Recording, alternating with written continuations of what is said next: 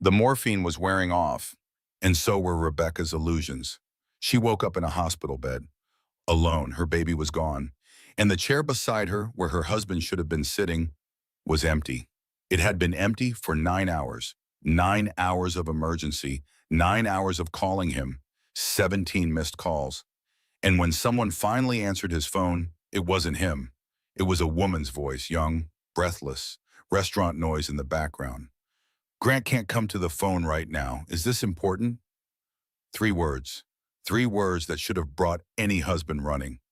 I'm losing our baby. There was a pause, then, oh, I'll tell him.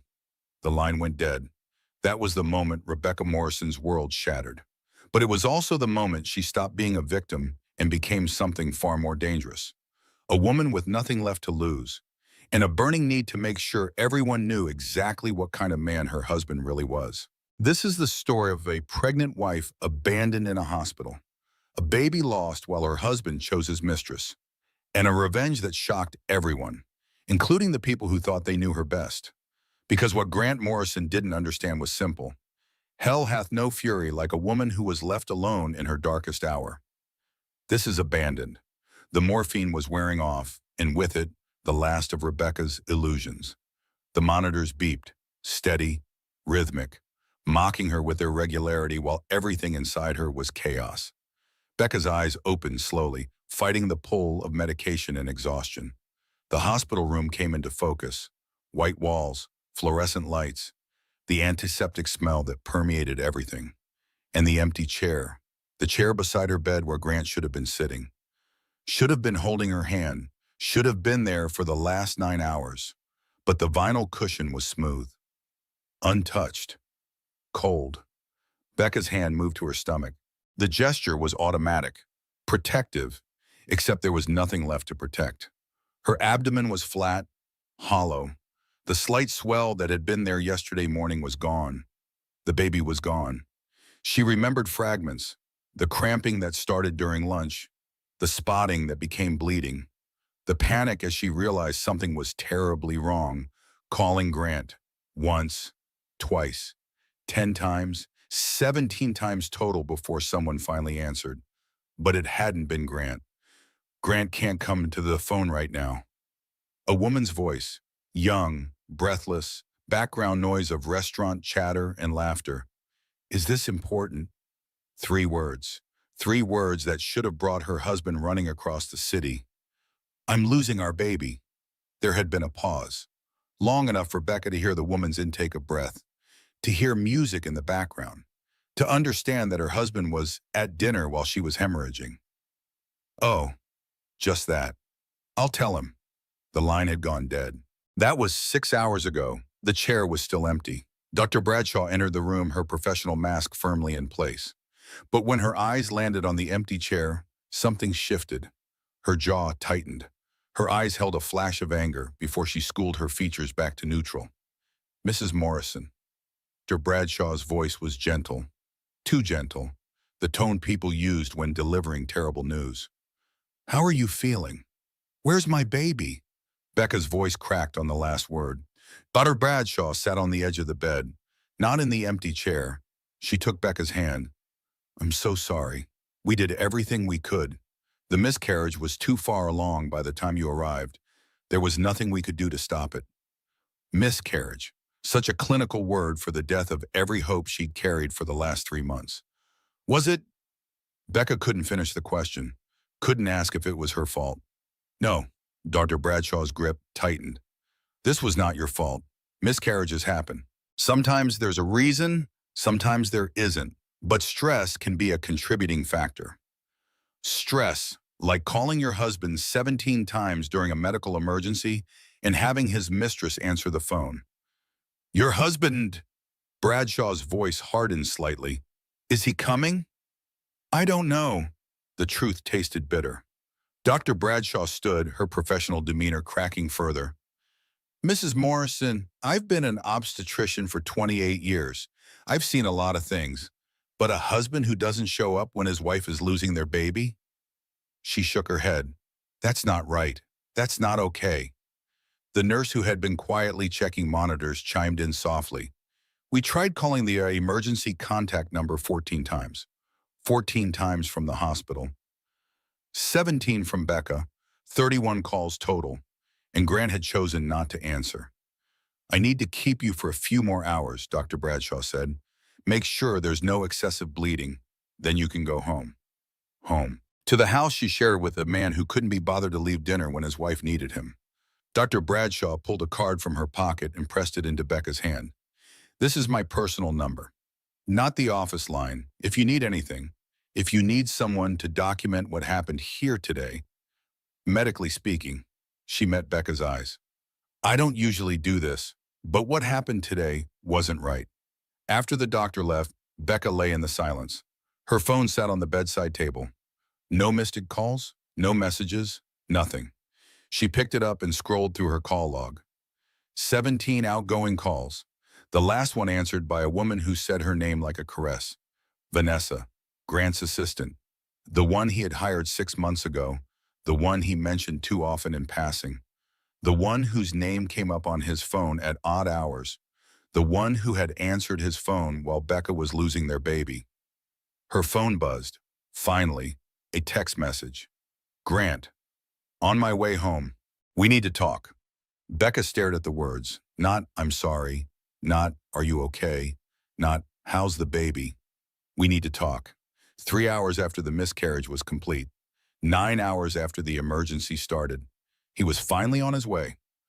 Lily arrived 20 minutes later, bursting through the door with wild eyes and coffee stains on her scrubs. Her best friend since college. Her person. Oh my God, Becca. Lily dropped her purse and rushed to the bed. I came as soon as I got your message. I was in surgery. My phone was off. Oh my God. They hugged. Becca felt Lily's body shake with sobs, even though her own eyes were dry. Shock, probably. The tears would come later. Where's Grant? Lily pulled back, looking around the room. Not here. What do you mean not here? Where the hell is he? He was at dinner with Vanessa. Lily's face went through a series of emotions. Confusion, understanding, fury. He was where? You heard me. That son of a... Lily caught herself, took a deep breath. Okay, we're not going to deal with him right now. Right now, we're getting you out of here. You are coming home with me. I can't. Becca surprised herself with the words. I need to go home. I need to be there when he arrives. Becca, I need to see his face, Lily. I need to hear what possible explanation exists for this. Lily looked like she wanted to argue, but something in Becca's expression stopped her. Okay, but I'm driving you, and I'm staying until he gets there. The discharge process took another hour. Papers to sign, instructions about bleeding and cramping, a follow-up appointment, grief counseling resources, all delivered by nurses who looked at her with pity and whispered in the hallways. Everyone knew. The husband who didn't come. The drive home was silent. Becca stared out the window at the city passing by. People going about their normal Saturday evenings, having dinner, watching movies, living lives where their husbands showed up when they needed them. They pulled into the driveway at 8:30. Grant's BMW wasn't there. Inside, the house looked exactly as she'd left it that morning, a lifetime ago. Coffee cup in the sink, prenatal vitamins on the counter, a pregnancy book open on the kitchen table to a chapter about the second trimester. The second trimester she'd never reach. Lily made tea neither of them drank. They sat in the living room, waiting. At 10:15, Becca heard the garage door open, Grant's car pulling in, the engine cutting off. I should go, Lily said, but her voice was hard. No, stay. I want a witness. Grant's key turned in the lock. The door opened. He stepped inside. He looked the same. Expensive suit slightly rumpled. Tie loosened. Hair that needed cutting. The man she'd married 7 years ago. The man who'd promised to love and cherish her. The man who smelled like renown and perfume that wasn't hers. Becca. He didn't meet her eyes. I heard about the baby. I'm sorry. Heard from who? From Vanessa, probably. The woman who had answered his phone and delivered the news as casually as reporting the weather. You heard. Becca's voice was flat, empty. From who exactly? Grant shifted his weight. Vanessa told me you'd called. I called 17 times, Grant. 17. I was in a meeting. I couldn't answer. A meeting. Lily stood up, her voice shaking. You're calling dinner with your assistant a meeting? Grant's eyes flicked to Lily, then back to Becca. Can we talk about this alone? No, Becca said. Lily stays. She was here. Unlike you. He flinched. Good. I was in the hospital for 9 hours. Becca stood slowly, her abdomen cramping. 9 hours. I was alone, scared, bleeding, losing our baby. And you were at dinner. It wasn't like that. Then what was it like? Explain it to me. Make me understand how anything could be more important than being with your wife during a medical emergency. Grant ran his hand through his hair, a gesture she'd once found endearing. Now it looked rehearsed, practiced. I know this looks bad. Looks bad? Lily's voice rose. Your wife lost your baby while you were wine and dining your assistant. That doesn't look bad. That is bad. Lily, please. Grant's tone turned condescending. This is between me and my wife. Your wife who you abandoned in a hospital? That wife? I didn't abandon. He stopped, took a breath. Becca, please, can we talk? Just us? Becca looked at Lily. Her friend's face was red with fury. It's okay, I've got this. Lily hugged her hard, whispered in her ear. Call me if you need anything, anything. I'll be here in 5 minutes. She grabbed her purse and left, but not before giving Grant a look that could have melted steel. The door closed. Silence filled the room. Sit down, Becca said, and tell me the truth. All of it. Grant sat on the couch, put his head in his hands. The picture of remorse. But Becca had seen this before. The performance of regret without actual change. How long? She asked. How long what? Don't play dumb. How long have you been sleeping with Vanessa? His head snapped up. I never said. How long? The silence stretched.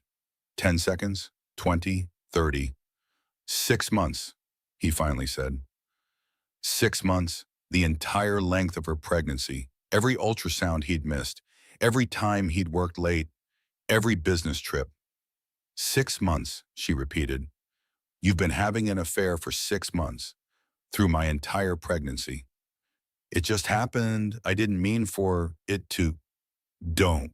Her voice cut through his excuse. Don't you dare tell me it just happened. Affairs don't just happen. They're choices, every single time. Grant looked up, met her eyes. You're right, I made choices. Bad ones. Why? I don't know. I was scared about becoming a father, about the changes, about us. So you had an affair. I know it doesn't make sense. I know I hurt you. But Becca, I love you. I want to make this work. She almost laughed. You love me. You love me so much you couldn't answer your phone when I was losing our baby. You love me so much you were having dinner with your mistress instead of being at the hospital with your wife. Don't call her that. What should I call her? Your girlfriend? Your special friend? She's not, it's not, he stumbled over the words. It's not what? Serious? Just sex? Does it matter? You chose her over me, over our baby. That's all I need to know. Becca walked to the stairs. Every step sent pain through her body. I want you to leave. This is my house, too. The words hit like a slap. Excuse me? Grant stood. I'm just saying. The house is in my name. The cars, the bank accounts. We signed a prenup, remember? She did remember. 7 years ago, young and in love. Grant's father insisting on it. Her own parents saying it was smart. She'd signed without reading it carefully because she'd trusted him. So that's it? Becca's voice shook. You abandoned me during the worst moment of my life, admit to a 6-month affair, and now you're threatening me with the prenup? I'm not threatening. I'm just being realistic. If you want a divorce, if I want a divorce, you think this is about what I want? I'm trying to be honest about where we stand, legally. Becca looked at the man she'd married, really looked at him, and saw a stranger. Get out, she said quietly. Get out of my house. Becca, get out! The silence after her scream was deafening. Grant stared at her, then slowly stood and walked to the door. I'll stay at Vanessa's tonight. We can talk when you've calmed down. When you've calmed down. As if her anger was irrational, as if she was being hysterical. The door closed behind him. His car started, drove away. Becca stood in the empty house. Her hand went to her stomach again. Hollow, empty. And then the tears came. The sunlight through the bedroom curtains was an insult. Morning had arrived whether Becca was ready or not. She'd fallen asleep at some point, fully clothed on top of the covers. Her body ached, cramping, bleeding, the physical aftermath of losing a baby. Her phone showed 8 missed calls from Lily, 3 from her mother, 2 from Grant's mother, Diane, and 1 text from Grant. I'm sorry, I love you. We can work through this. Becca deleted it without responding. She dragged herself to the shower, stood under the hot water until it ran cold, watched the blood swirl down the drain, the physical evidence of her loss literally washing away while the emotional weight remained. When she emerged, Lily was in her kitchen making eggs and toast. How did you get in? Spare key. You gave it to me in college. I never gave it back. Lily set a plate on the table. Eat. You need protein. I'm not hungry. I don't care. Eat. They sat in silence. Becca forced down a few bites. The food tasted like cardboard. I called in sick, Lily said. I'm staying with you today. You don't have to. Yes, I do. You're not doing this alone. Lily's voice softened. Have you talked to him? He texted. I deleted it. Good. He said the prenup means I get nothing if we divorce, Wes. Lily's fork clattered against her plate. He said what? The house is in his name. The cars. Everything. I signed a prenup when we got married. Okay, that doesn't mean what he thinks it means. Prenups can be challenged, especially if he violated the terms. What terms? Was there an infidelity clause? Becca tried to remember. I don't think so. It was his dad's lawyer, standard stuff about protecting the family business. Then we get our own lawyer, someone who specializes in this. I can't afford. You'll figure it out. But Becca? Lily reached across the table and grabbed her hand. You're not letting him walk away from this. He abandoned you during a medical emergency. That has to count for something. Her phone buzzed. A text from an unknown number. I'm so sorry for your loss. This is Dr. Bradshaw. I don't usually do this, but what happened yesterday wasn't right. If you need someone to document what happened medically, I'm here. Becca showed Lily the message. She's giving you a witness, Lily said. A medical professional who will testify that Grant wasn't there, that you were alone during a crisis. Why would she do that? Because she's a woman who's tired of watching men get away with treating their wives like garbage. Lily's voice was fierce. And because what he did was unconscionable. Becca saved Dr. Bradshaw's number, typed a response. Thank you, I might take you up on that. The reply was immediate. Anytime. For the first time since yesterday, Becca felt something other than grief. A small spark, anger maybe, or determination. I need to find a lawyer, she said. Lily pulled out her laptop. Let me do some research. They spent the morning searching, reading reviews, looking for someone who specialized in high-net-worth divorces with complications. One name kept appearing. Marcus Webb, 5-star reviews, specialty in cases involving infidelity and financial disputes, known for aggressive tactics. He's expensive, Lily warned. I'll figure it out. Becca clicked the button to schedule a consultation. Monday morning, 9 a.m., her phone rang. Grant's mother. Becca almost didn't answer, but curiosity won. She accepted the call. Rebecca, Diane Morrison's voice was tight. I heard about the baby. I'm so sorry. Thank you. Grant told me you're upset about yesterday. Upset. Such a mild word for what she felt. Did he tell you why I'm upset? He said there was a miscommunication, that he didn't get your messages right away. A miscommunication. Becca almost laughed. Did he mention where he was? Pause. He said he was at a business dinner. With Vanessa. The silence on the other end stretched. Then quietly, I see. Do you? Because I'm not sure Grant does. I'm not sure he understands that our baby died while he was having dinner with his mistress. Rebecca, I need to go, Diane. Thank you for your call. She hung up before Grant's mother could respond. That was cold, Lily said with approval. She's always made excuses for him. Poor Grant. Grant works so hard. Grant's under so much pressure. Well, now she knows exactly what kind of man her son is. The day passed slowly. Lily made lunch neither of them ate. They watched mindless television. Lily told stories about terrible dates and hospital drama.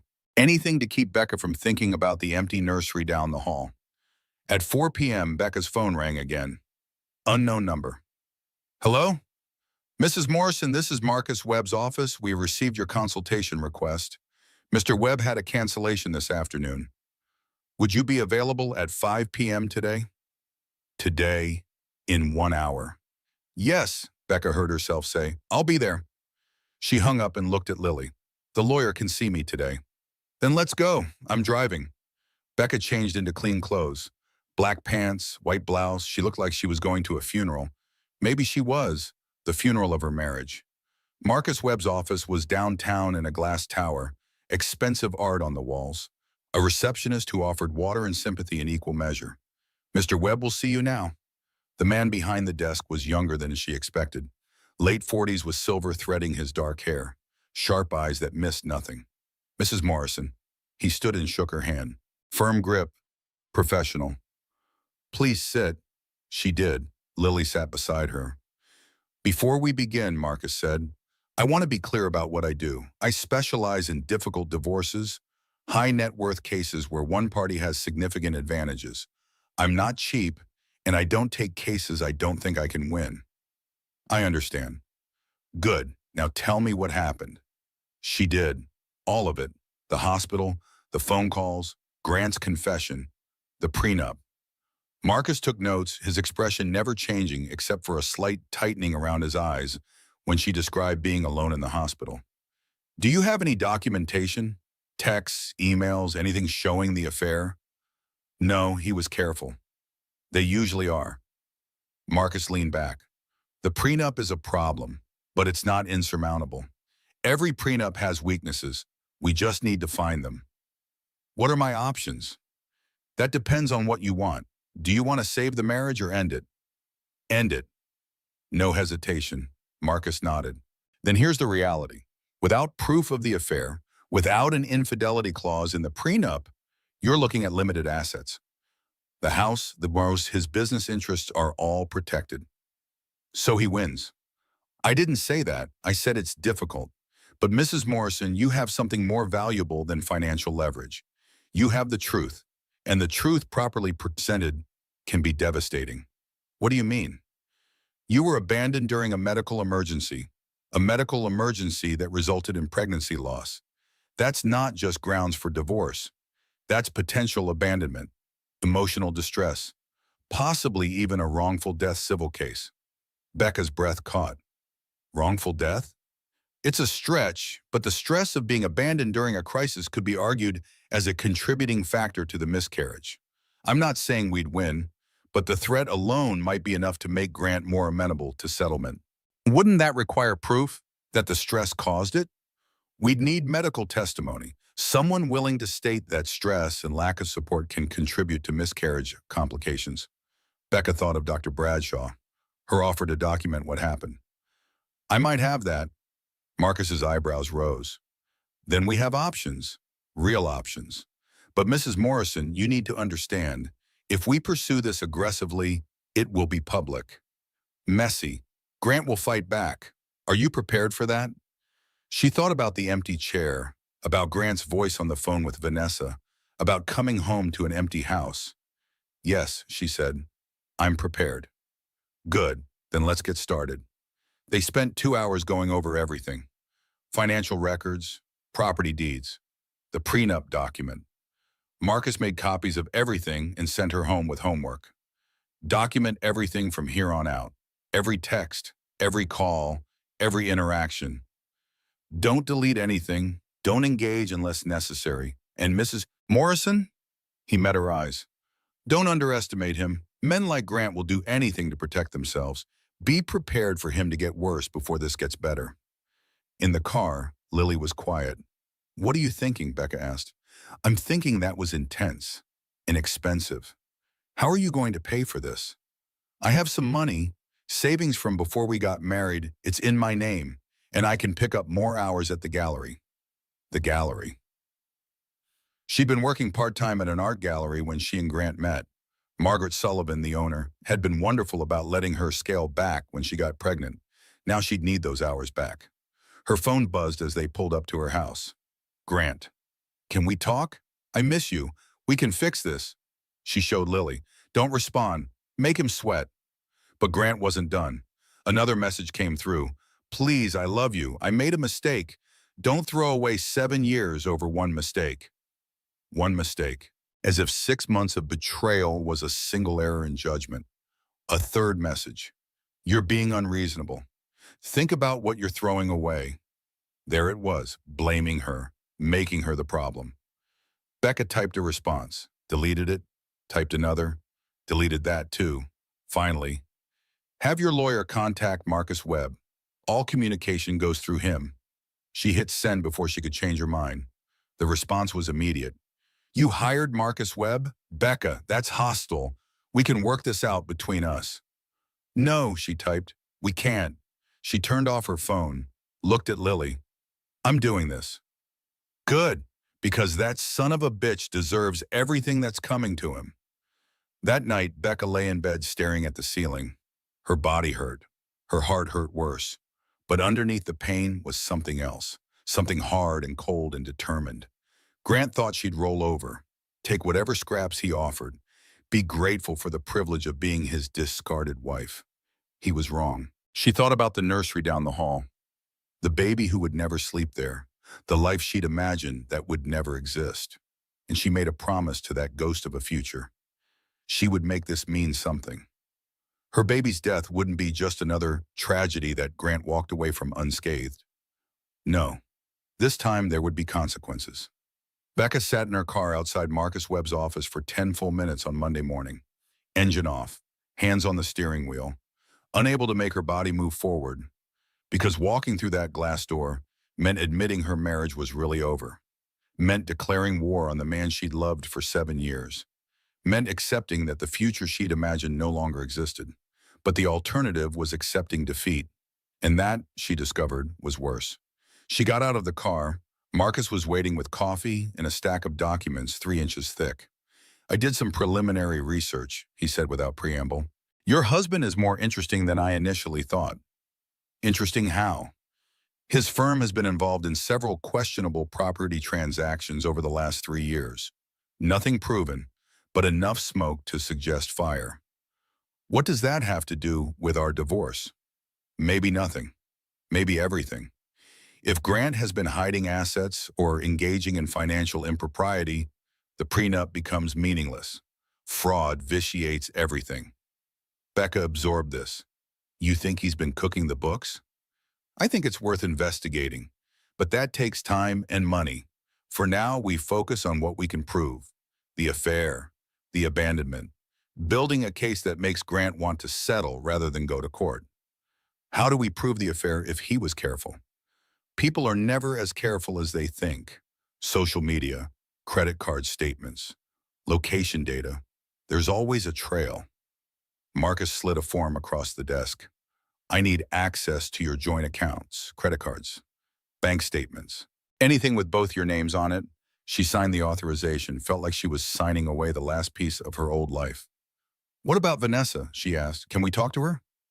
Not directly, that's witness tampering, but we can investigate her. Employment history, social media. Sometimes the other woman is an unexpected ally. Why would she help me? She might not, but she might also realize that a man who cheats on his wife will likely cheat on his mistress. Self-preservation makes strange bedfellows. Becca left with more homework, more documents to find, more evidence to gather. At home, she opened her laptop and started digging. Grant's Facebook was locked down, but his Instagram was public. Professional photos mostly, properties he'd sold, office events, nothing obvious. But she went back 6 months to when the affair started. There, a restaurant tag, the French place downtown, Le Bernardin, Grant had told her he was meeting a client that night. But in the background of someone else's photo from the same evening, she could see him, seated across from a young blonde woman, Vanessa. She screenshot it, kept scrolling. Another photo, a company retreat 3 months ago, Grant and Vanessa standing too close, his hand on her lower back, the gesture casual, familiar. More screenshots. A charge on their joint credit card caught her eye. A hotel room in San Francisco. Grant had gone there for a conference 2 months ago, stayed 3 nights. But the hotel charge was for a suite. She called the hotel. Hi, I'm confirming my husband's reservation from 2 months ago. He stayed in one of your suites. Can you tell me what type? The clerk checked. The reservation was for a king suite. Is there a problem? A king suite, not 2 queens, 1 bed. No problem, thank you. She documented it all. Every photo, every charge, every discrepancy between what Grant had told her and what the evidence showed. Her phone rang. Lily. How are you feeling? Her friend asked. Like a detective? Find anything? A lot. He wasn't as careful as he thought. Good. Listen, I did something. Don't be mad. What did you do? I know a guy. Actually, I know a guy who knows a guy. He's a private investigator. I asked him to look into Vanessa. Lily. Before you object, he owed me a favor. Free of charge. And you paid to know who you're dealing with. Becca should have been angry, but curiosity won. What did he find? Can I come over? 20 minutes later, they sat at Becca's kitchen table, Lily's laptop between them. Vanessa Marie Cole, Lily began, 28 years old, grew up in Riverside, working-class family. Father left when she was 12. Mother works at a call center. One younger brother in community college. Sounds pretty normal. It does, until you look at her employment history. Lily pulled up a document. Before Grant hired her 6 months ago, she worked for 3 different companies. Never stayed longer than 8 months. Want to guess what all 3 bosses had in common? Tell me. Married men over 40, and all 3 marriages ended in messy, expensive divorces within a year of Vanessa leaving. Becca's stomach dropped. She's done this before. At least 3 times that we can verify. She gets hired as an assistant, has an affair with the boss. The wife finds out. Divorce happens. Vanessa moves on to the next company.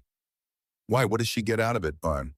Money probably, gifts, maybe settlement payments to keep quiet, or she just enjoys the power. Who knows? Lily clicked to another file. But here's where it gets interesting. She's been texting with someone named Ashley. They use an encrypted messaging app. My guy has a contact who specializes in this stuff. Is that legal? Don't ask questions you don't want answered, but look at these messages. Becca read. Her blood turned to ice. Vanessa to Ashley 3 months ago. He's finally starting to crack. Says his wife is cold, doesn't understand him. Classic. Ashley. How much longer? Vanessa.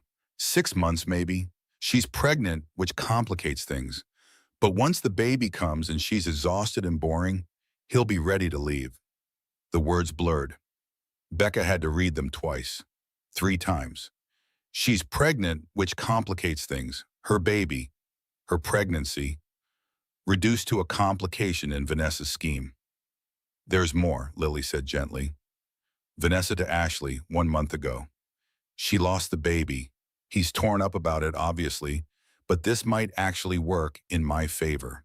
Now there's nothing tying him to her. Becca's hands shook so hard she couldn't hold the laptop. Lily took it from her. Breathe, her friend said. Just breathe. But she couldn't. The room was spinning. That woman, that calculating, cold-blooded woman, had seen her baby's death as an opportunity. I'm going to be sick. She ran to the bathroom, threw up until there was nothing left. Lily held her hair back and didn't say a word. When the heaving stopped, Becca sat on the tile floor. Cold, hard, real. Can we use those messages? She finally asked. That's a question for Marcus. They were obtained through questionable means, but even if we can't use them in court, we know her strategy now. What strategy? She wants the divorce. She wants it public and messy. She wants Grant so isolated he has no choice but to fully commit to her. Then she's about to get her wish. Becca stood, rinsed her mouth, looked at herself in the mirror. Her eyes looked different, harder, good. I'm not the victim here, she said. I'm the wronged wife who's about to destroy everyone who hurt her. Lily smiled. Now you're talking. That night, Becca stood in the doorway of the nursery.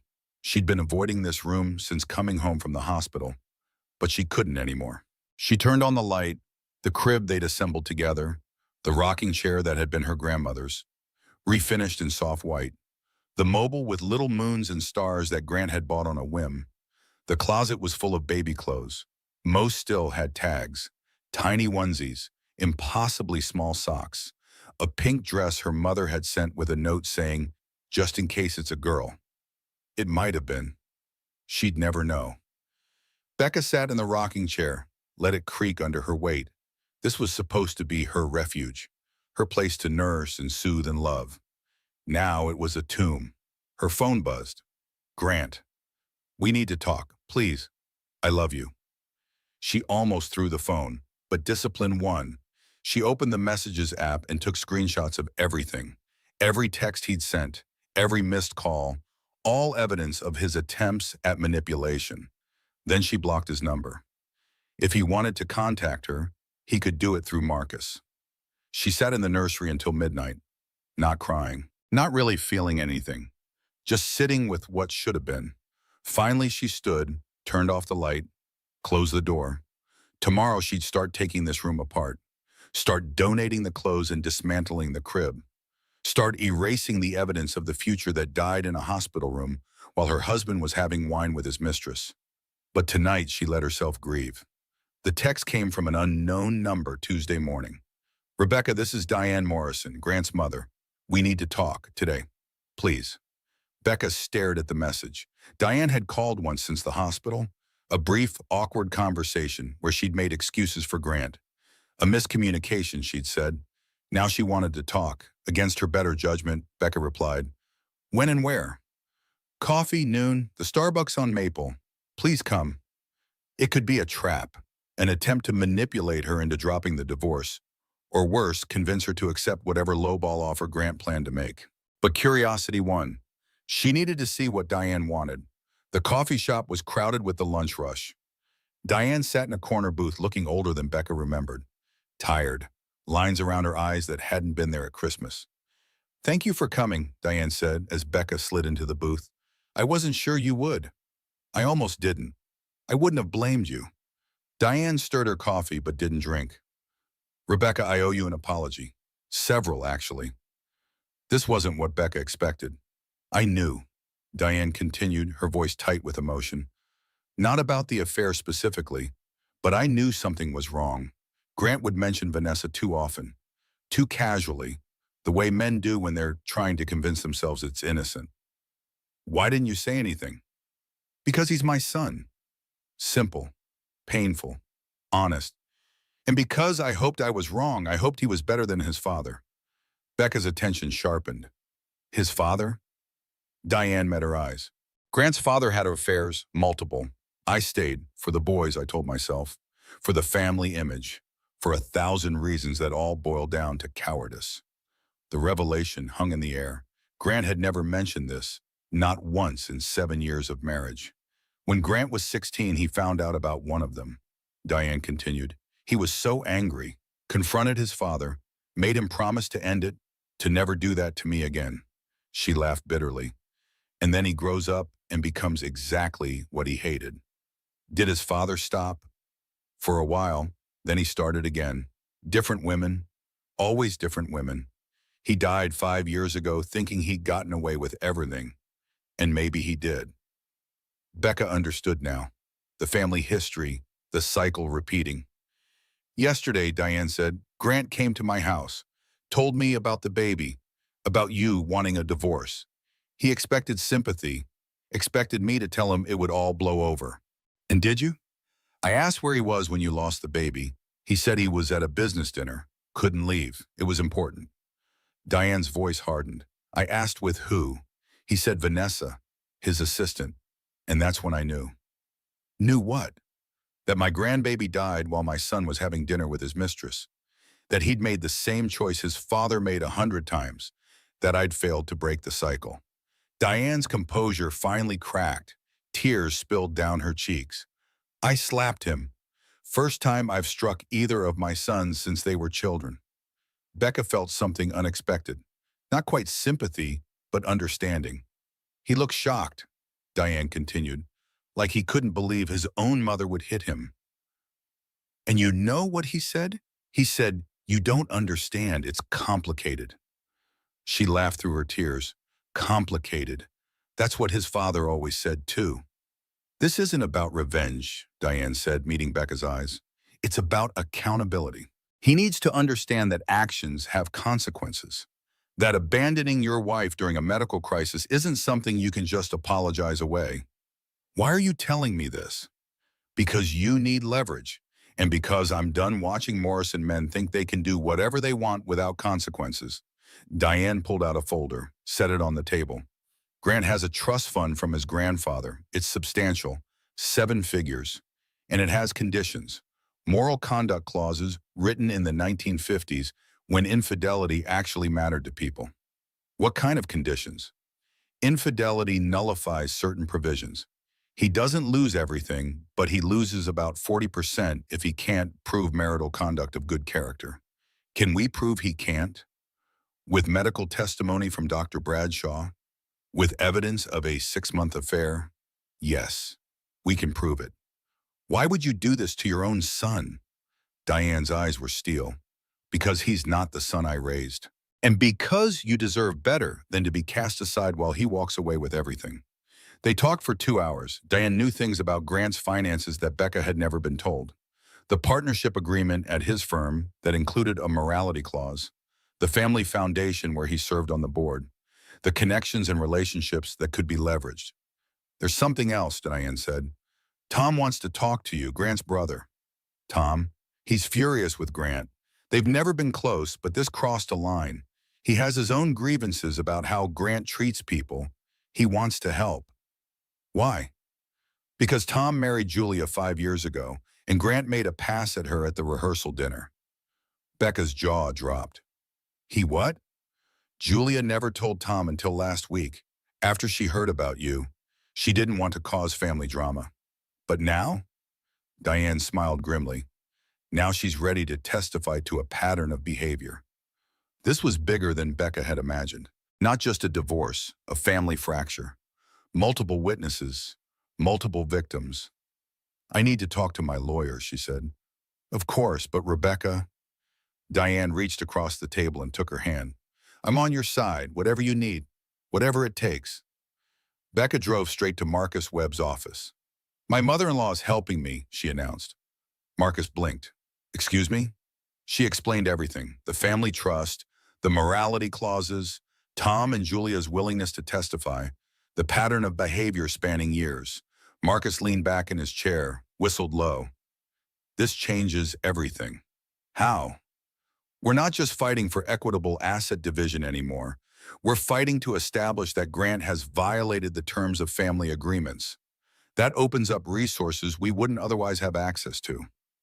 But the prenup protects marital assets.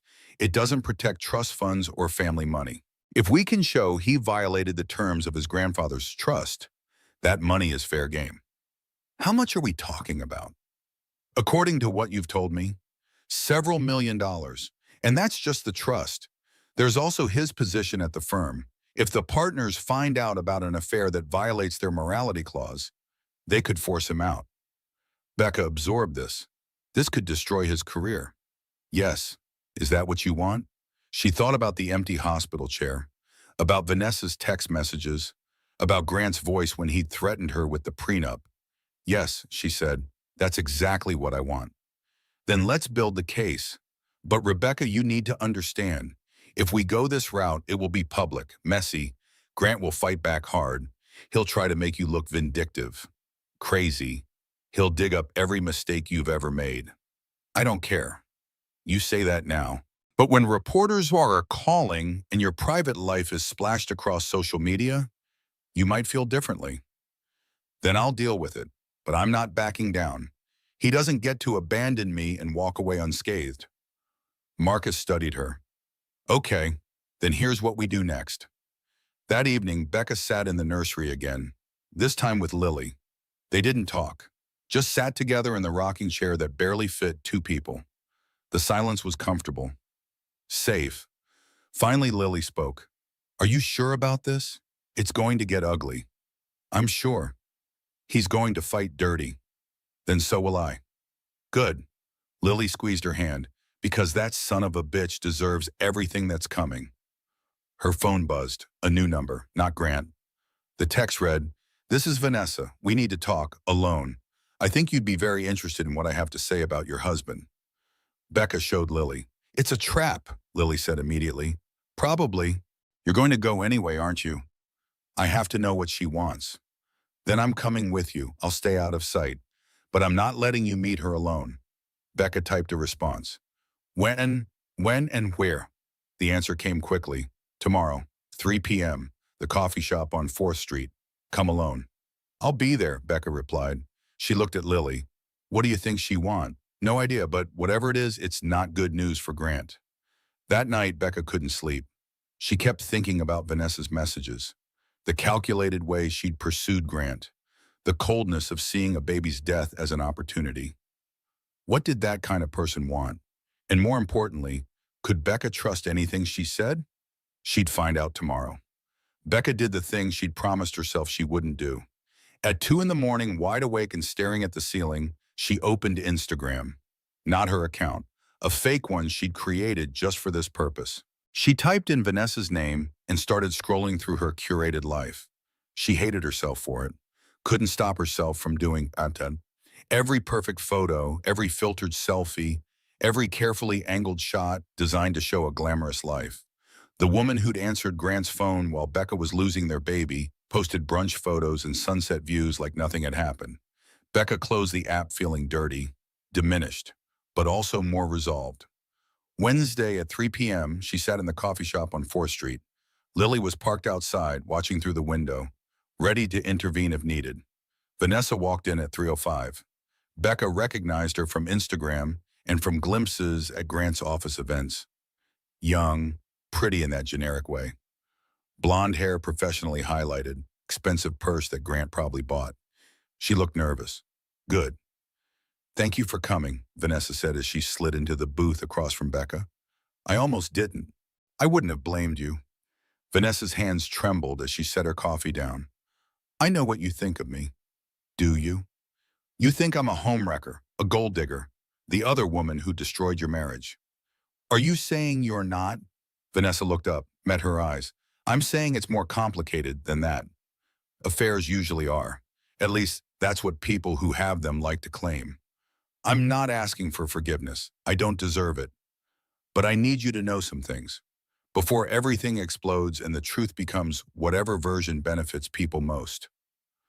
Becca leaned back, crossed her arms. So, talk. Vanessa pulled out her phone, opened a folder, slid it across the table. Look at these, please. Becca took the phone, scrolled through text messages, hundreds of them, from Grant to Vanessa. But these weren't love messages or intimate exchanges, they were instructions. Transfer $50,000 from the Riverside account to the offshore holding company. Delete all emails regarding the Thompson property acquisition. If anyone asks about the Martinez deal, you don't know anything. I need you to sign this document as a witness. Doesn't matter that you weren't there. Just sign. Becca kept scrolling, her stomach tightened with each message. Grant's been using me, Vanessa said quietly. Not just for the affair. For all of it. Every shady business deal his firm does, I'm the one handling the paperwork. I'm the one whose name is on documents. I'm the fall guy. Why are you showing me this? Vanessa's composure cracked. Because 2 days ago, I found out I'm pregnant. Time stopped. The coffee shop noise faded. Becca heard only the rush of blood in her ears. She couldn't finish the sentence. 10 weeks. I haven't told Grant yet, but when I do. Vanessa's eyes filled with tears. I thought he'd be happy. That this would be our chance, a fresh start. But then I saw the way he reacted when you lost your baby. What way? Relief. He didn't want to be a father, Becca. He wanted the image of it. The perfect family for business associates to admire. But the actual responsibility, the sacrifice, he didn't want it. Becca's hands clenched. So you're pregnant with his child and showing me evidence of financial crimes. What exactly do you want from me? I want us to help each other. You have motive to destroy him. I have evidence. Together, we can make sure he faces real consequences. Why would I help you? You had an affair with my husband. You answered his phone while I was losing our baby. I know, I did those things. But I'm also a 28-year-old woman who's been manipulated into being an accessory to fraud, who's pregnant and terrified, who realized too late that the man she thought loved her is actually a predator using her as a shield. Becca wanted to walk away, wanted to tell this woman to handle her own mess. But the messages on that phone, the evidence of Grant's crimes, that changed things. I need to make a call, she said. She stepped outside, called Marcus. My husband's mistress just told me she's pregnant and has evidence of financial crimes. What do I do? Silence on the other end. Then, don't say anything else. Don't promise anything. Tell her your lawyer needs to verify everything independently. She wants my help. Of course she does. She's in trouble and looking for an ally. But Rebecca, this is dangerous. If you team up with the mistress, it looks like revenge. It undermines your position as the wronged wife. Even if she has real evidence, especially if she has real evidence, because then it looks like you two conspired together. What should I do? Get copies of everything. Tell her we'll verify independently. Don't promise anything. And for God's sake, don't let her think you're friends. Becca went back inside, sat down. My lawyer needs to verify everything, she said, independently. If you're willing to provide copies of all those messages and documents, we'll look into it. And if it's real, if everything I'm showing you is legitimate, then we'll figure out next steps. But I'm not promising anything. You understand that? Vanessa nodded. I understand. I'll send you everything. Every message, every document, every piece of evidence I have. Why are you really doing this? Because I'm pregnant and terrified. Because Grant told me he loved me, and then I found out I'm just another tool he's using. Because when this all comes out, I'm the one who'll go to prison while he hires expensive lawyers and plays victim. You could just walk away, disappear, and spend my life looking over my shoulder, waiting for federal investigators to find me? No, I'd rather face this head on. They exchanged information, email addresses, phone numbers. Vanessa sent the files immediately, hundreds of messages, scanned documents, bank records. One more thing, Vanessa said as she stood to leave. Grant's been meeting with lawyers, not divorce lawyers, criminal defense. He knows we're coming. He knows something's coming, and he's preparing to burn everything down to save himself, including me, including you. After Vanessa left, Becca sat alone for a long time. Lily came in and sat beside her. I saw that. Tell me that wasn't what I think it was. She's pregnant. Oh, God. And she has evidence that Grant's been committing financial fraud for years. Oh, my God. And she wants to help us take him down. Lily was quiet for a moment, then, okay, this is insane. You know that, right? Teaming up with your husband's pregnant mistress? I know. Marcus is going to lose his mind. He already did. I called him. And he said to get the evidence and verify everything independently, not to promise anything. A smart man. They drove to Marcus's office. He was waiting with a forensic accountant and a securities lawyer. For 3 hours, they went through everything, the messages, the documents, the bank records. Finally, the forensic accountant sat back. This is real. These transactions, these offshore accounts, this isn't just questionable. It's fraud, tax evasion, possibly money laundering. How much are we talking about? Becca asked. Millions. If the SEC investigates, if the IRS gets involved. The accountant shook his head.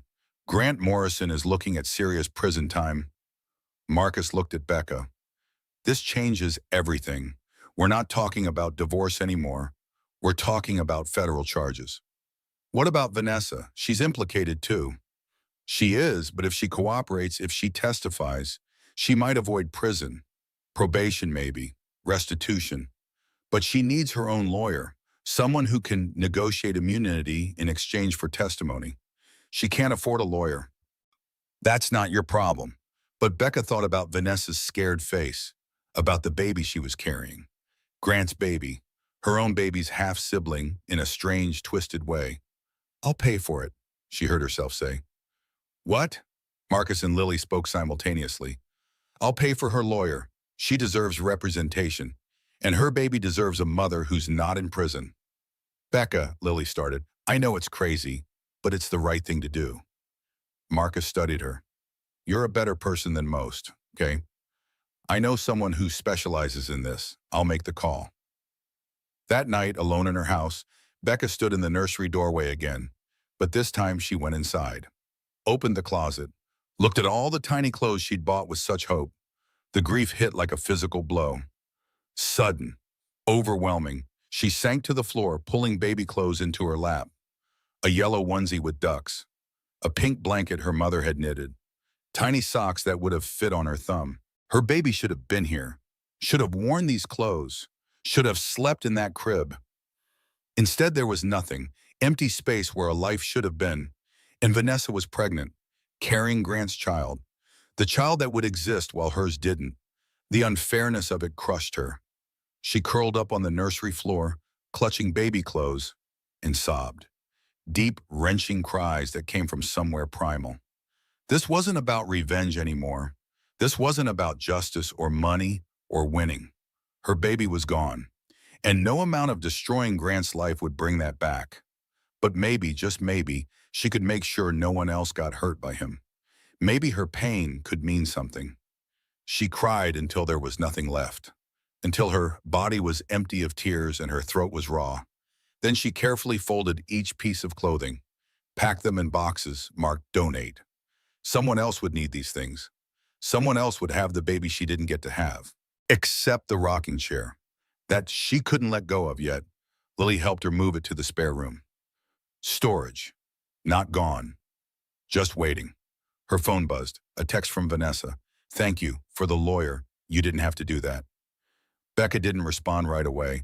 Let herself sit with the complexity. This woman had answered the phone during the worst moment of her life, had calculated that her baby's death was an opportunity. But she was also 28 and pregnant and terrified. People were complicated, situations were messy, and sometimes the person who hurt you needed help too. She typed, your baby deserves a mother who's free. That's all. 3 dots appeared, disappeared, appeared again. I don't deserve your kindness. Probably not, but I'm not doing it for you. Then why? Because I'm tired of watching people like Grant hurt people and walk away. This stops now. The next morning, Becca received a call from Linda Harrison, the investigative journalist Marcus had mentioned. Mrs. Morrison, I've been following your husband's firm for 6 months, Linda said without preamble. Property acquisition irregularities. Suspicious transactions. But I couldn't get anyone to talk. Until now. What changed? You did, your story, and Vanessa Cole's cooperation. This isn't just a messy divorce anymore. It's a pattern of predatory behavior enabled by financial crimes. They met that afternoon. Linda's office was cluttered with files and coffee cups and framed journalism awards. Before we start, Linda said, I need you to understand what you're doing. Once this story runs, there's no taking it back. Your private life becomes public. Everyone will have an opinion.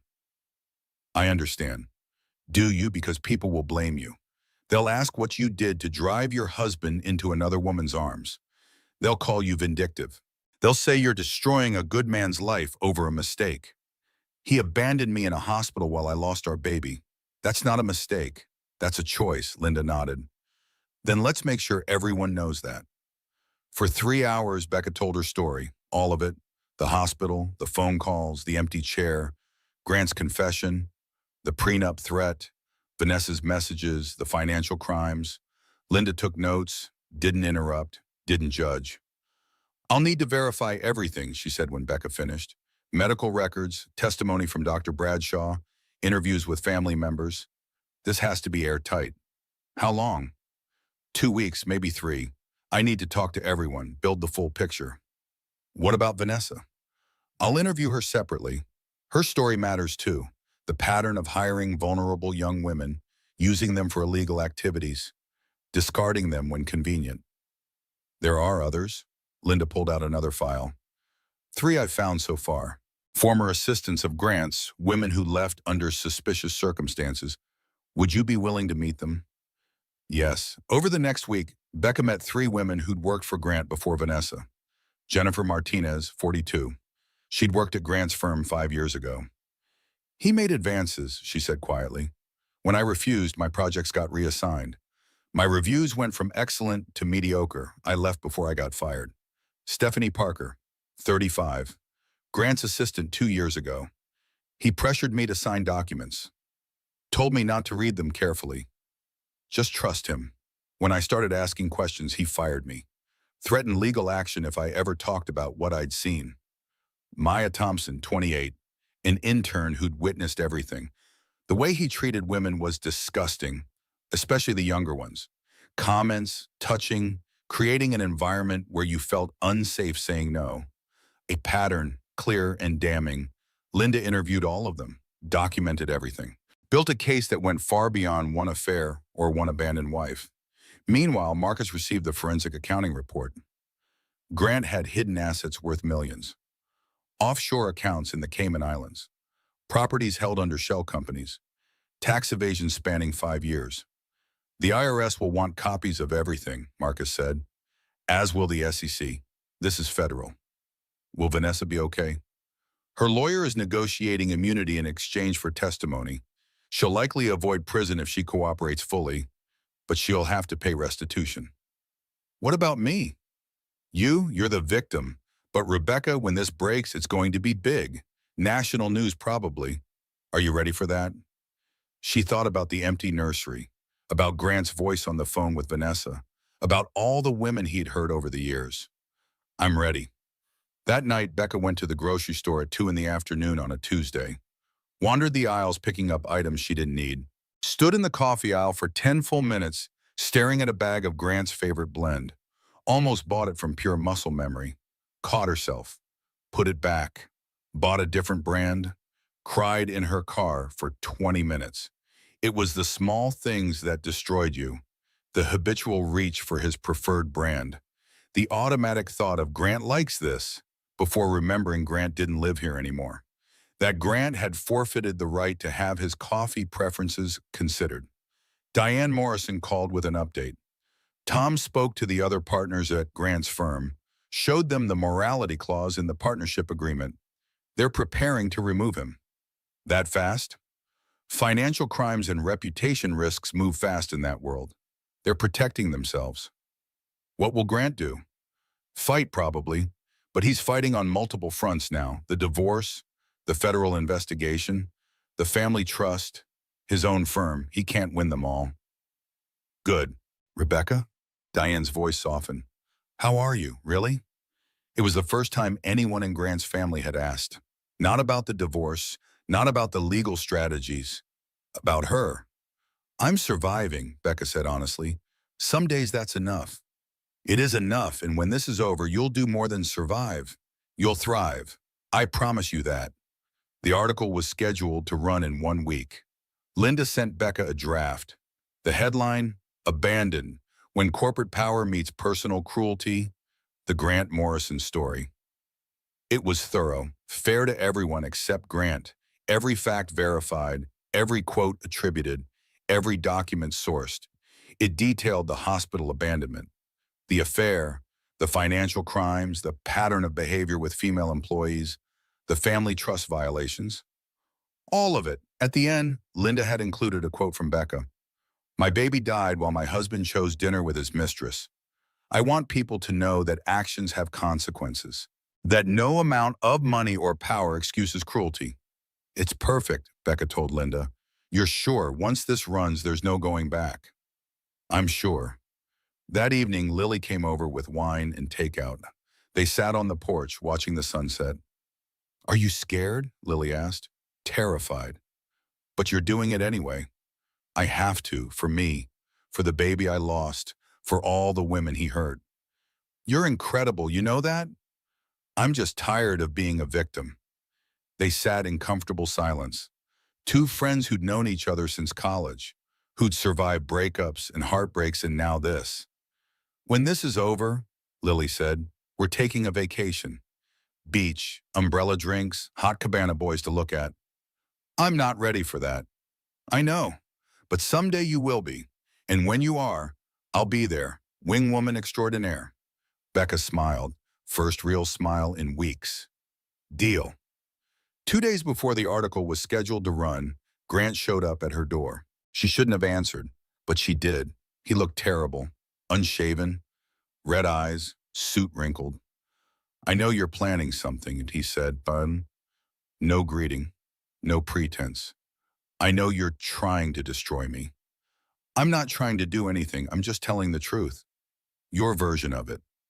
The version where you abandoned me during a medical emergency, where you cheated throughout my entire pregnancy, where you've been committing financial crimes for years. That version. Those things are taken out of context. Were you at dinner with Vanessa when I was losing our baby? Yes or no? He didn't answer. Did you have an affair with her for 6 months? Yes or no? It's more complicated. Yes or no, Grant? Yes, barely audible. Then there's no context that makes any of this okay. He stepped closer. For a second, she thought he might actually get physical, but he just said quietly, I loved you once. I did. Then you should have been there when I needed you. If you publish this article, you'll regret it. The prenup still stands. You'll get nothing. I don't want your money, Grant. I want you to face consequences. You're going to ruin my life. No, you ruined your life. I'm just making sure everyone knows about it.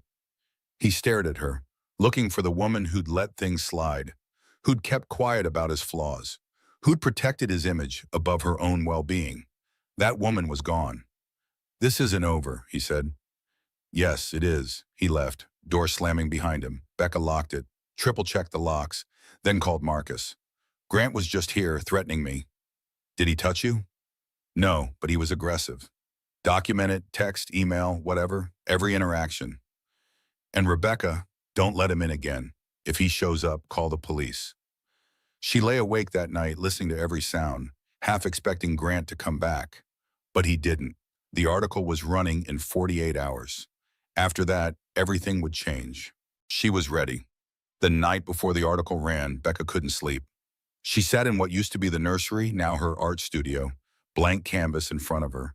Brush in hand, she hadn't painted in years. Grant had said it wasn't practical, that hobbies didn't pay bills, that she should focus on real work. Now she let the brush move. Abstract colors, reds and blacks and sharp whites, anger and grief and something that might be hope mixed together on canvas.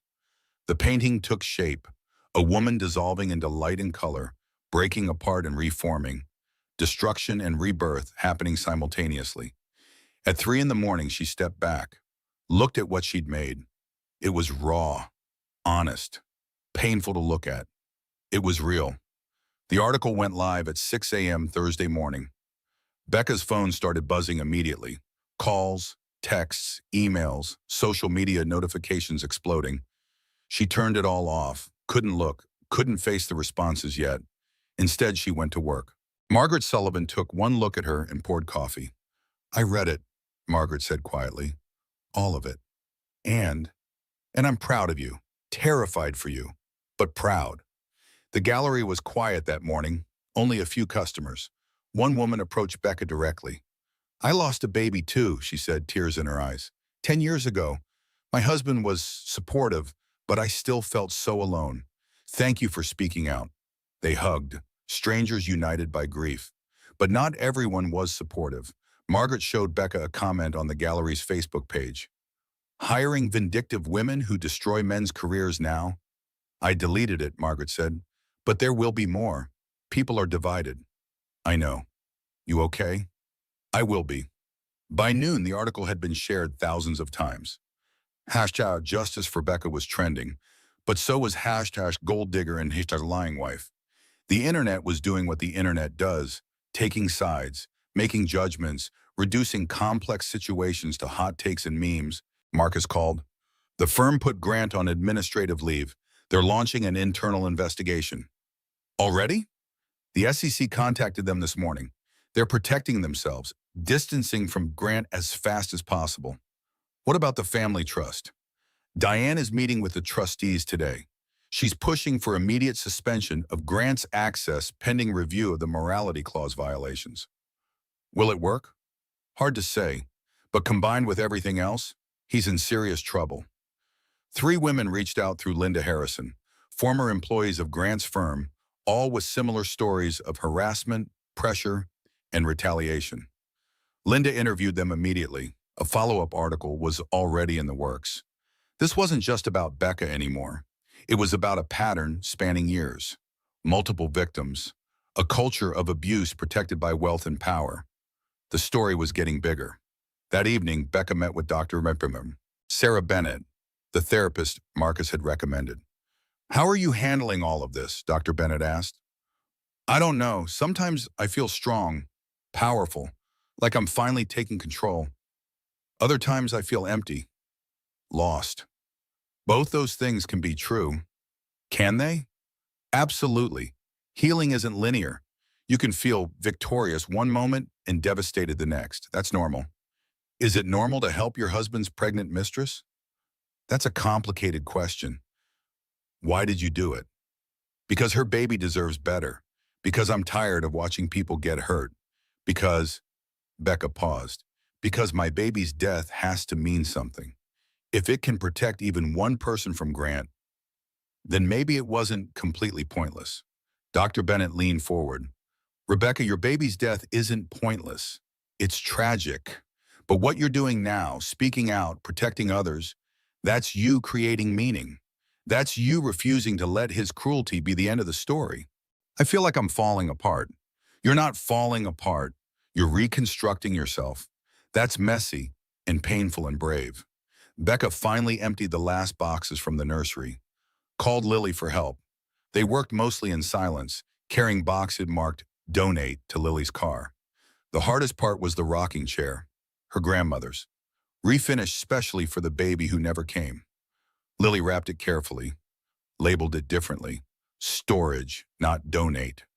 Some things you aren't ready to let go of yet, Lily said gently. Becca didn't argue. Maybe someday she'd be ready. Today wasn't that day. Grant's lawyer called Marcus with a settlement offer. $500,000. Her car, personal belongings, in exchange for an NDA and agreement not to pursue additional claims. It's an insult, Marcus said. We're not taking it. What do we counter with? $750,000, the house, no NDA, and he admits on record to the abandonment and affair. Will he agree? He will if we threaten wrongful death civil litigation. Can we actually win that? Probably not, but the threat is enough. The publicity alone would be devastating. The follow-up article ran 3 days later, featuring interviews with Jennifer Martinez, Stephanie Parker, and Maya Thompson. Each woman telling her story, the pattern becoming undeniable. #Morrison pattern started trending. Grant's firm released a statement. We are conducting a thorough review of all personnel matters and take these allegations seriously. The SEC confirmed their investigation was ongoing. The family trust suspended Grant's access pending review. Everything was collapsing around him. Becca started going to the galleries full Eshipim, not just working, creating. She set up a small studio in the back room, painted during slow periods. The abstract pieces poured out of her. Pain translated to color and form, grief becoming art. Margaret displayed one in the front window. Empty chair, a stark piece showing a hospital room done in sharp angles and cold blues. It sold within hours. People want to see your work, Margaret said. Your story, your art, it resonates. I don't want to be famous for tragedy. You're not. You're famous for survival, for courage, for refusing to stay silent. More paintings sold. Collectors started asking specifically for Rebecca Morrison's work. She was building something, creating something entirely her own. Diane organized a family meeting at Tom and Julia's house, not at the Morrison family home. Becca was invited. Tom greeted her with a fierce hug. I'm ashamed of my brother. What he did to you is unforgivable. Julia squeezed her hand. We want you to know, divorce doesn't end our relationship with you. Your family. Diane made the announcement. The family trust has been restructured. Grant's inheritance now goes into a managed fund. He can access it but doesn't control it. Tom and I will manage distributions. Can you do that? Becca asked. Grandfather's will has provisions for moral turpitude. Grant's behavior meets every criterion. Tom added, I've also voted to remove him from the family foundation board. His actions reflect poorly on all of us. Won't he fight this? Let him try. The evidence is overwhelming. After the meeting, Diane pulled Becca aside. How are you, really? Getting stronger. Some days. That's all any of us can do. One day at a time. Why are you doing all this? He's your son. Because he's my son who needs to learn accountability. And because you're the daughter I wish I'd had. They hugged. Two women who'd both loved Grant in different ways. Who'd both been disappointed by him. But who were choosing each other now. The morning of the mediation, Becca dressed in a black suit. Armor for battle. Lily braided her hair. War paint, they joked.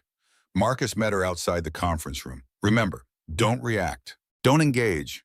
Let me do the talking. Grant was already there, two lawyers flanking him. He looked smaller somehow, defeated. They sat across the table from each other. Strangers who'd once shared a life. Grant's lead lawyer opened. My client is willing to settle $500,000. Mrs. Morrison keeps her car and personal belongings in exchange for an NDA regarding all business matters. No, Marcus said simply. The prenup is clear. The prenup was signed under false pretenses. My client was not informed of Mr. Morrison's financial irregularities. Further, Mr. Morrison's actions constitute abandonment and emotional distress. We're seeking full dissolution of the prenup and equitable division of all assets. That's absurd. Is it? Marcus pulled out documents. Because my client has medical testimony documenting Mr. Morrison's absence during a medical emergency. Witness statements from Dr. Helen Bradshaw. Evidence of a 6-month affair. And we're prepared to argue that stress from the abandonment contributed to the miscarriage, which opens Mr. Morrison to wrongful death, civil liability. The room went silent. Wrongful death, the nuclear option. Grant's face went white. You can't prove that, his lawyer stammered. We can certainly try it, Biggie. In civil court, with a jury of ordinary people, what do you think 12 everyday citizens will think of a man who abandoned his pregnant wife during a medical emergency? Private consultation. Grant's lawyers pulled him out of the room. Marcus turned to Becca. I should have warned you about the wrongful death angle, but I needed them to believe we'd actually do it. Would we? It's a long shot, but it's terrifying to them. That's the point. 20 minutes later, they reconvened. We're prepared to offer $750,000, Grant's lawyer said stiffly, plus Mrs. Morrison keeps her car and personal belongings. And the house, Marcus said. Absolutely not. The house is marital property acquired during the marriage. My client decorated it, maintained it, made it a home. She's keeping it. More consultation, more negotiation. Finally, $750,000. The house, her car, in exchange for agreement not to pursue wrongful death or additional civil claims. But Mrs. Morrison must sign an NDA regarding all business matters. No NDA, Marcus said firmly. That's non-negotiable. My client has the right to tell her story. Then we're at an impasse. Are we? Because the alternative is this case going to trial, in public, with every detail of Mr. Morrison's affair, abandonment, and financial crimes presented to a judge. And given the current media attention and ongoing federal investigation, how do you think that will go for your client? Grant's lawyers whispered urgently. Grant's head was in his hands. Finally, fine. $750,000. The house, the car, no NDA. But she agrees not to pursue additional civil claims related to the miscarriage. Marcus looked at Becca, raised an eyebrow. Your call. She looked at Grant, at this man she'd loved, who'd promised to love her, who'd abandoned her when she needed him most. Money wouldn't bring her baby back. Neither would revenge. But freedom, that she could have. I'll take it, she said, on one condition. What condition? He has to say it out loud, on the record, that he abandoned me during a medical emergency, that he had an affair throughout my pregnancy, that he's sorry. Grant's lawyer started to object, but Grant held up a hand, met her eyes for the first time. I abandoned you, Daman, he said, voice hollow, empty. I had an affair throughout your pregnancy. I chose my mistress over my wife during a medical crisis. I'm sorry for what I did. It sounded rehearsed, probably meaningless, but it was on the record, witnessed by lawyers, documented.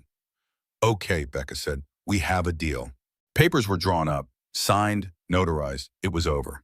In the parking garage, Becca sat in her car, divorce papers in her lap. 7 years of marriage reduced to signatures on legal documents. She was divorced, financially secure, free. So why did she feel empty? Marcus tapped on her window. She rolled it down. You did good in there, he said. Most people would have taken the first offer. You held out for what you deserved. Did I, though, deserve it? You lost a baby while your husband was having dinner with his mistress. You deserve a lot more than a settlement. You deserve justice. Oh, is that what this is, justice? It's a start. That evening, Lily brought champagne. We're celebrating, she announced. Celebrating what? My divorce? Celebrating you standing up for yourself, for not backing down, for getting what you deserved. They didn't drink much, just sat on the porch, watching the sunset. What now? Lily asked. I don't know. Figure out who I am without him, I guess. You're Rebecca Morrison, badass artist, survivor, woman who took down her cheating husband and his corrupt business. When you say it like that, it sounds impressive. It is impressive. You're impressive. Becca caught herself doing it again, going to dial Grant's number to tell him about something funny that happened at the gallery. Muscle memory from 7 years of marriage. She stopped mid-dial, deleted his contact entirely, stared at the space where his name used to be. It was the right thing to do, but it still felt wrong. Missing someone who hurt you was the most confusing kind of grief. Marcus called 2 days later. Grant pled guilty, tax evasion, securities fraud, wire fraud. The prosecutors are recommending 3 to 5 years. Prison. Yes, he'll likely serve most of it. Federal prison doesn't have early release for good behavior. What about Vanessa? She's testifying for the prosecution. In exchange, she's getting probation and restitution payments. No prison time. She and the baby will be okay. And the firm? Dissolved. Multiple executives were implicated. The whole company is going under. Grant's world, completely destroyed. Becca should feel satisfaction, victory, something. Instead, she felt tired. Well, bad. Everyone lost. That was the truth about revenge. Even when you won, you still lost something. The cemetery was quiet at sunset. Becca carried pink roses. She'd imagined a daughter somehow. The memorial was small, a plaque. Forever in our hearts. But someone else was already there. Vanessa. She was 6 months pregnant now, showing clearly. She held white lilies. They stared at each other. Neither spoke at first. I didn't know you'd be here, Vanessa finally said. I can go. No, stay. They stood side by side. Two women who'd lost the same baby in different ways, who were connected by tragedy and betrayal and something neither could quite name. I think about your baby sometimes, Vanessa said quietly, about what kind of person they would have been. Me too. I'm sorry I answered the phone that day. I'm sorry I didn't make him go to you. Would he have listened?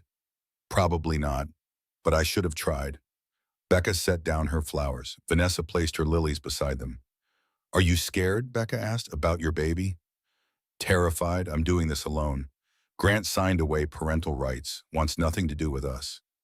Maybe that's better. Maybe, but this child will grow up asking about their father. What do I say? That he abandoned his wife and wanted nothing to do with you?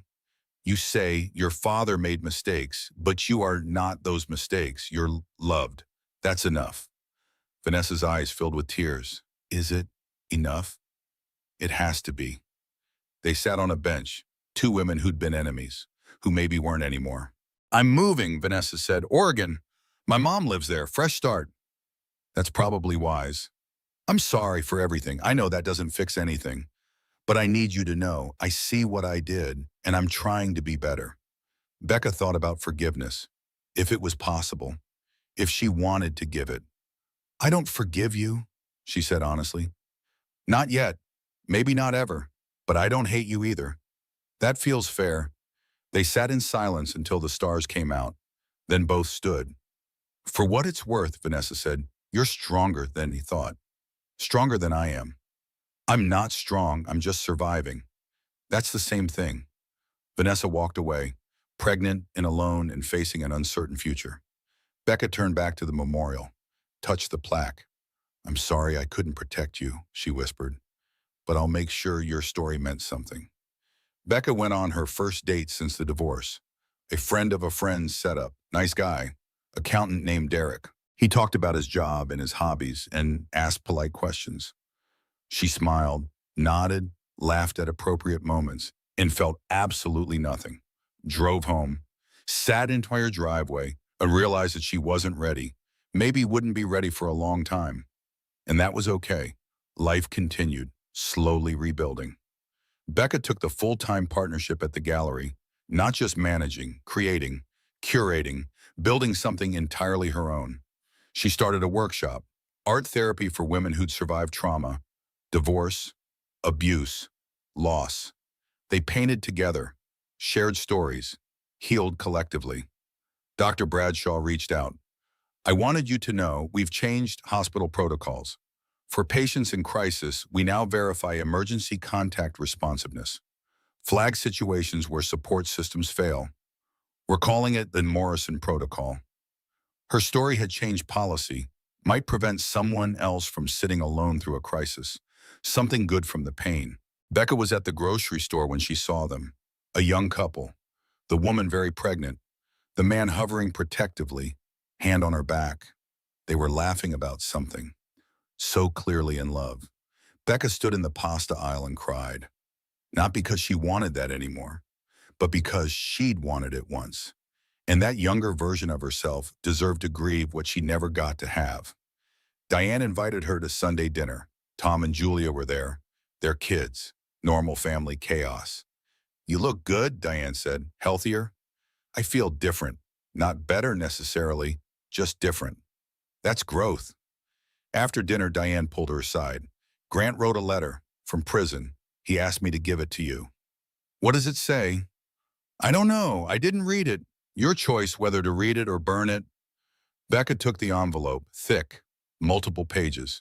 She didn't open it for a week. It sat on her counter, waiting. Finally, alone one evening, she opened it. Grant's handwriting, still familiar. Becca, I don't expect forgiveness. I don't deserve it. But I need you to know some things. I was scared of being a father, of not being enough. So I sabotaged everything. Chose escape over responsibility. When you lost the baby, I felt relief, and I hated myself for it. So I convinced myself you were fine, that it wasn't my fault. But it was. All of it. I'm in prison now. Lots of time to think about who I was, who I pretended to be, who I should have been. You were never the problem. The failure was entirely mine. I hope you build a beautiful life without me in it, Grant. She read it twice, then put it in a drawer.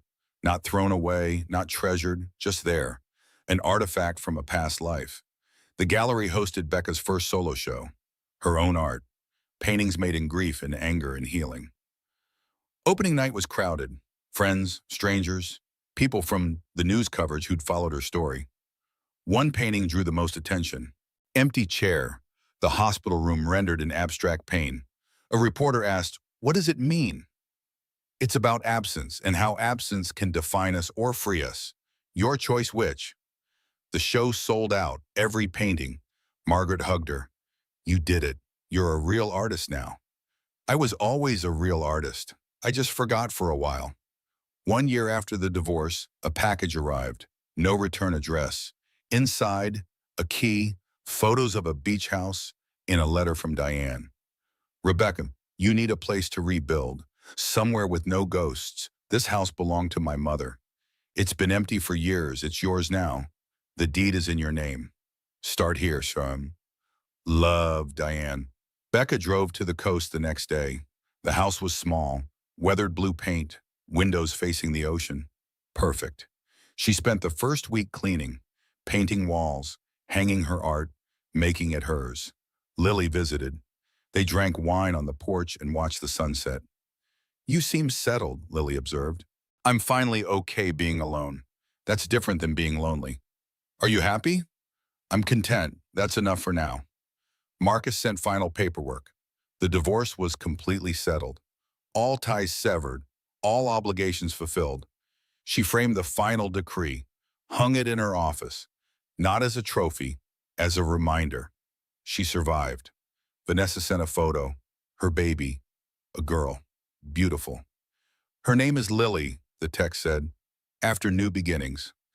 Becca looked at the photo, Grant's daughter, her baby's half-sister, in a strange way. She typed back, "She's beautiful. Good luck." She meant it. 3 years later, Becca stood in a new gallery space, her own, Morrison House Gallery, taking back the name as hers. The grand opening featured work from women artists exclusively, stories of resilience, transformation, survival. Lily was there with her girlfriend. Tom and Julia brought their kids. Diane stood proudly beside her. "You've built something remarkable," Diane said. "We've built something remarkable. You invested. Best investment I ever made." The gallery filled with people, collectors, artists, supporters. A young journalist approached. "Mrs. Morrison." "Ms. Morrison," Becca corrected gently. "Ms. Morrison, your story was everywhere 3 years ago. Where are you now?" Becca looked around at her gallery, her art, her chosen family, the life she'd rebuilt from ruins. "I'm here," she said simply. "Finally here." Later that week, Becca hosted another art therapy workshop. 10 women, all survivors of something. One woman, Sarah, raised her hand. "I saw your story on the news, the way you stood up for yourself. It made me leave my husband. I didn't think I could, but if you could, maybe I could too." This was why her story mattered. Not revenge, not punishment, but permission. "I'm not the woman I was," Becca told the group. "The woman who married Grant was softer, quieter, more accommodating. She believed love meant sacrifice. But sacrifice and self-erasure aren't the same thing. I had to lose everything to learn that. You don't have to." That evening, alone at her beach house, Becca sat on the porch with wine. Her phone buzzed. Trish Cole, Vanessa's mother. A photo, Vanessa's daughter, 3 years old now, playing on a beach, laughing. "She's happy. I'm happy. Thank you for giving us the chance to be." Becca saved the photo, closed the phone. The ocean waves were rhythmic, soothing, eternal. She thought about the baby she lost, wondered who they would have been. But she didn't cry. Not sad tears anyway. "I'm okay," she whispered to the memory. "I'm finally okay." And she was. The story doesn't end with revenge perfectly executed. It ends with a woman who discovered that the opposite of betrayal isn't punishment. It's peace. Grant lost everything: career, family, freedom, reputation. Becca lost things too: marriage, baby, innocence, trust. But she gained herself fully, completely, unapologetically. Some victories don't look like triumph. They look like a woman sitting on a porch at sunset, drinking wine alone and feeling content. They look like art on gallery walls, like workshops where women paint their pain, like policies that protect hospital patients, like a life rebuilt brick by brick. They look like survival. And sometimes survival is the greatest victory of all. Rebecca Morrison closed her eyes and listened to the ocean. Tomorrow she'd open her gallery. Next week she'd teach another workshop. Next month, who knew? But tonight, right now, in this moment, she was content. Not happy, not healed completely, but content with the woman she'd become. The woman who'd lost everything and found herself. The woman who'd been abandoned and learned to stand alone. The woman who'd been broken and rebuilt herself stronger. And sometimes that was enough.